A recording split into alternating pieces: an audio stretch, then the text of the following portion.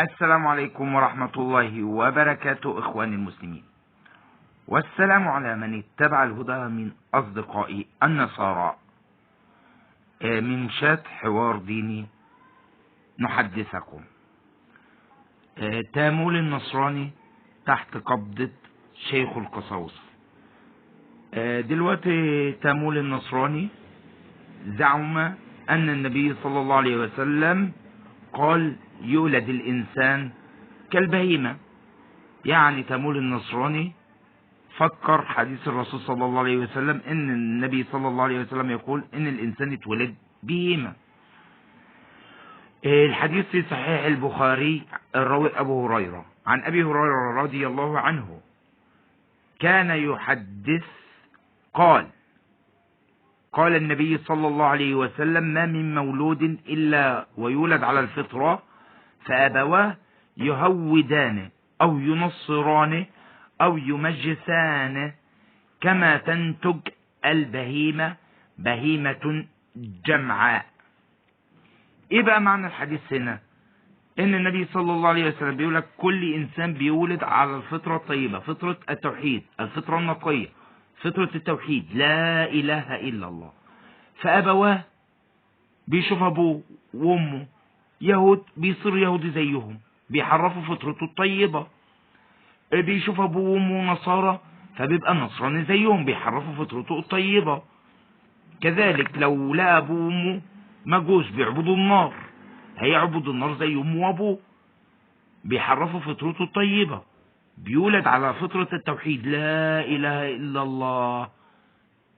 فهو لو استاب لابوه وامه اليهود او النصارى او المجوس هيبقى يهودي او نصراني او مجوسي زيهم، زي البهيمة. النبي صلى الله عليه وسلم ضرب مثال هنا، زي البهيمة كما تنتج البهيمة بهيمة جمعاء. يعني زي البهيمة اما بتولد بهايم على شكل واحد ولون واحد وتيرة واحدة. ده كلام النبي عليه الصلاة والسلام. فالحديث دخل في دماغ تامول النصراني على ان الرسول صلى الله عليه وسلم شبه الانسان بالبهيمة. طيب ده انا افهمه ازاي؟ لازم اروح لكتابه عشان افهمه، وحتى كمان هندخل يعني زي ما فهم الحديث هنرد عليه من كتابه. لو الرسول صلى الله عليه وسلم يا تامول شبه الانسان بالبهيمة هنمشي معاك، ماشي؟ مع ان احنا فسرنا لك الحديث وقلنا لك مراد الرسول صلى الله عليه وسلم.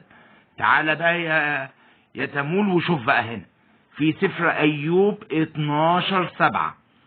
في سفر ايوب 12:7 بيقول لك ايه؟ فاسأل البهائم فتعلمك، اسأل البهايم تعلمك. يعني لو الرسول يا تامول شبهنا بالبهايم، فاكترك بيقول لك اسأل البهايم والبهايم تعلمك، معنى كده انتوا اقل من البهايم.